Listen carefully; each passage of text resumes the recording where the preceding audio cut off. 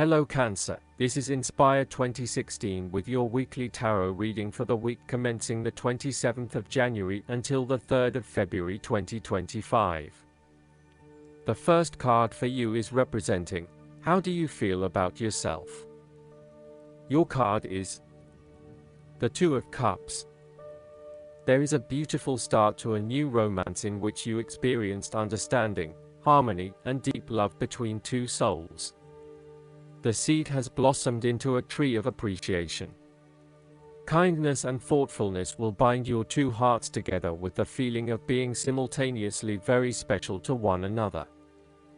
This card can also refer to marriage, proposals, and engagements, particularly as this card portrays what looks like a wedding or hand fasting. It is a reflection of commitment between two individuals, to say that they will go through life together, always considerate of each other's needs and wishes. This card typically points towards a relationship that is based on mutual attraction and romantic inclinations. It reflects the clear, nurturing, supportive and heartfelt exchange of emotions that is the gift of a romantic relationship. The Two of Cups represents love that is nurturing, creative, clearly focused, inspirational and equally fulfilling. Outside of love, the Two of Cups reflects a partnership of sorts, be it a business partnership, friendship, or even a relationship between a person and their pet. The second card for you is representing, what do you want most right now? Your card is the Seven of Wands. What do you want most right now is to maintain your position at the top while others compete and fight to achieve the same success and status that you have already achieved. Thus, competition is rife and you must continually prove yourself with the Seven of Wands. If your vision and creative effort is fulfilled to the point where there is public acclaim or acceptance of your success, then you must expect competition and challenge, as other people will no doubt also desire the same things as you. There is a challenge to the continued success of a venture or creative project from an external source. While it appears to block your path forward, you can overcome this challenge or obstacle by drawing upon your strong self-confidence, self-belief, and continual self-improvement. It can also be overcome with effort and clarity of purpose. The Seven of Wands is about holding your ground, despite ongoing challenges to your position and authority. You need to take a stand and defend your position at all costs. This will take courage and persistence, but you have the strength and determination to do it. You see yourself as a battler, and no matter what the challenge, you still have it in you to stand up for yourself and fight to the end. So, although you are experiencing a number of setbacks at the moment, you need to continue fighting for what you believe in and confronting others who may oppose or threaten you. There needs to be acceptance with this card that you are not always going to be able to win everyone over. There will always be challenges and opposition to your point of view, and you cannot keep everyone happy all of the time. Thus, now is the time to draw your line in the sand and say, this is who I am and this is what I need right now. There cannot be any compromise or negotiation at this time. Just hold your ground with determination and courage. From quite a literal perspective, this card can indicate that you will be required to give a speech or write a paper on a contentious or highly debated issue. You will need to be ready to defend your argument and present hard facts that support your point of view. Expect to be challenged, but enjoy this challenge as it will help you to create an even more robust argument. The third card for you is representing your fears. Your card is the Ace of Cups. You are afraid that you have to curb your emotions somewhat for your greater benefit. For example, ending a relationship may spur you on to wanting to cry and cry for days on end, but in order to heal, you really need to push back the tears and fight on in order to retain a balance. Try not to let your emotions get the better of you or take an unhealthy hold of your life. Sometimes it is possible to express ourselves too much, and in doing so, share our vulnerabilities or worse, attack the vulnerabilities of others. Find ways to constructively express what you feel so that you can continue through life with a more balanced perspective. Alternatively, the Ace of Cups could also suggest that you have repressed your feelings too long and it is now the time to release them.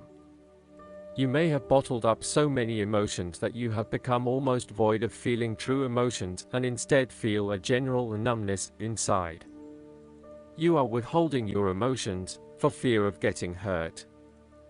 You know that in order for the relationship to move forward and flow freely, you must eventually trust in your partner, but for the time being, you are holding back. You may also be experiencing a roller coaster ride when it comes to your emotional well-being.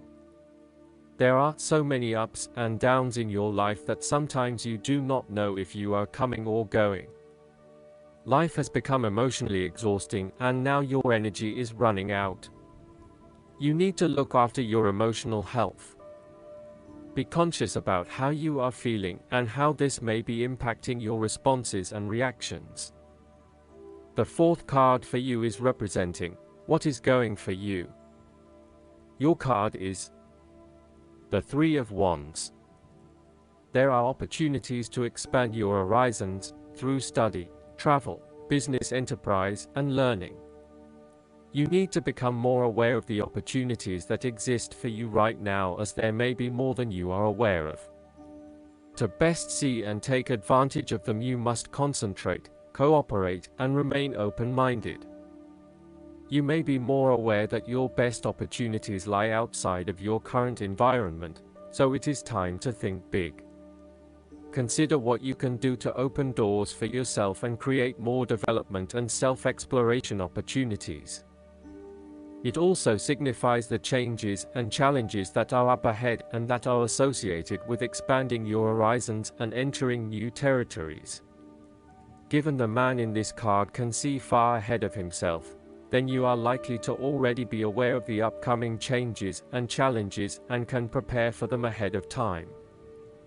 Similarly, this card is also about embracing change and adopting a longer-term view. It indicates you are in a position of strength as you control what happens around you. Thus, this is a card of vision and foresight and looking for greater possibilities. You are being encouraged to become a visionary and to dream beyond your current limitations. Now is the time to accept your vision and be confident that you will achieve it. Move fearlessly into new areas. Given the expanse of the water in the card, the Three of Wands often depicts travel. This card encourages you to think big in terms of where you want to travel to and what you will discover along the way. This card sees you traveling over water to a faraway country, where you will then have the opportunity to fully develop yourself and learn many new things. I see this as a wonderful card of opportunity that encourages you to be bold and take this leap of faith to truly develop who you are. The fifth card for you is representing what is going against you. The Eight of Wands.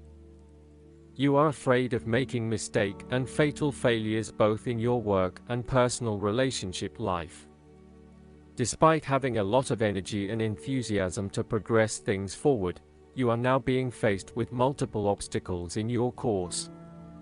This is incredibly frustrating and you may be growing increasingly impatient by the day. Keep looking for alternative ways around the obstacles presented so that you can carry out your plans. On the flip side, the Eight of Wands suggests that you are charging ahead with an idea or plan, but you need to slow down and consider your next steps before continuing. You may be missing something in your haste and prone to making mistakes. Similarly, this card can be a sign to hold off your activities for a short amount of time until the situation becomes more stable and predictable. You may also be prone to having many ideas at the one time and not knowing which to pursue and when. Just as you get started on implementing one idea, another one comes to mind and you quickly switch your focus. The trouble is that with this approach, you never actually accomplish anything because you are jumping from one idea to the next without finishing any of them. The last card for you is representing the likely outcome that you may have. Your card is the Four of Pentacles. You are very conservative about money and are not inclined to gamble in financial matters. You are very protective of what you have accumulated over time, and slowly and steadily you increase your net worth through saving money and safe investments. You are self-sufficient both financially and emotionally, as you often equate money with emotional security. This card also indicates possessiveness, greed, and an overly cautious approach to life.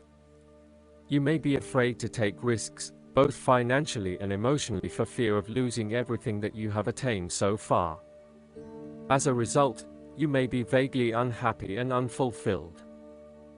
Deep down you are starting to realize that you have sold out for a conservative and overly safe approach to life. Thus, the Four of Pentacles indicates one of the dangers of prosperity, the temptation to value money far above its real worth.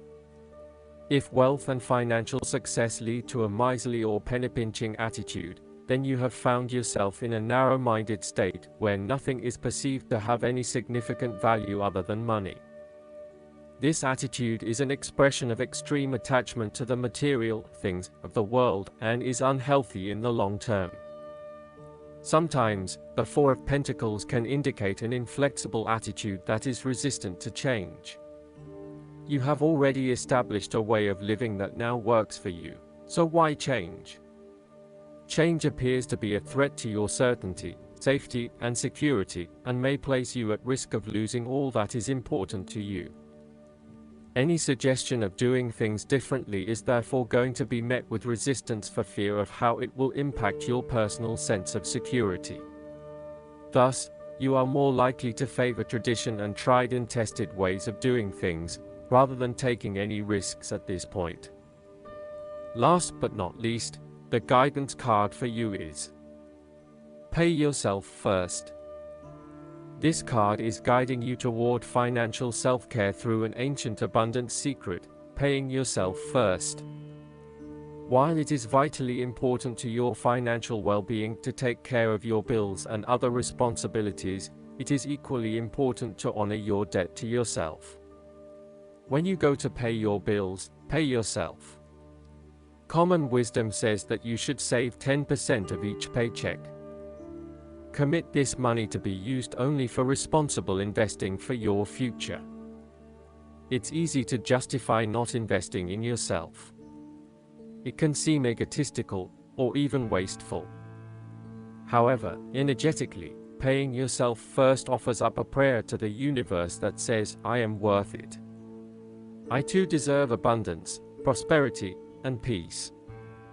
I am a co-creator of my financial well-being, and I accept nothing less from myself than what others expect from me.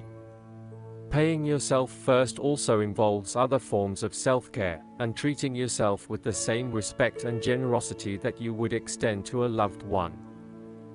I hope that you enjoy everything, and if you like the reading, just please click subscribe and you will get instant notifications every time we publish a new video right to your YouTube. Thanks.